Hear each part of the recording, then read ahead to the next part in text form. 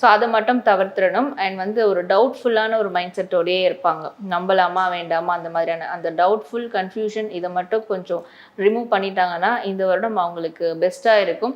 So அவங்க எடுக்கக்கூடிய அந்த புதிய முயற்சியில் வந்து நல்ல நல்ல அனுபவங்கள் அவங்களுக்கு கிடைக்கும் அப்படின்ற மாதிரி இருக்குது. பஞ்சபூதம் சார்ந்த எந்த துறைகள் அவங்க தேர்ந்தெடுக்கலாம்?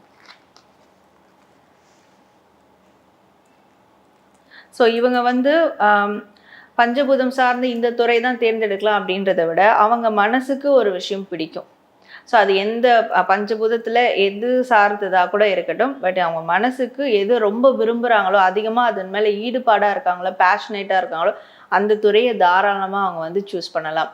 ஸோ இப்போ வந்து ஒரு ஐடி ஃபீல்டில் ஆல்ரெடி இருந்துருப்பாங்க, எனக்கு வந்து ஸ்பிரிச்சுவல் ஃபீல்டில் போகணும்னு ஆசையாக இருக்குது, யோகா ஃபீல்டு ரொம்ப பிடிக்கும் அப்படின்னா தாராளமாக அதை ட்ரை பண்ணலாம். ஸோ அந்த மாதிரி அது கான்ட்ராடிக்டாக இருந்தாலும், முன் அனுபவம் இல்லைனாலும் பரவாயில்ல, பட் அவங்களுக்கு ஒரு விஷயம் பிடிச்சிருக்கு அப்படின்னா அந்த துறையை அவங்க தாராளமாக இந்த வருடம் தேர்ந்தெடுக்கலாம். அதை மேற்கொண்டு அதை ஃபோக்கஸ் பண்ணலாம்.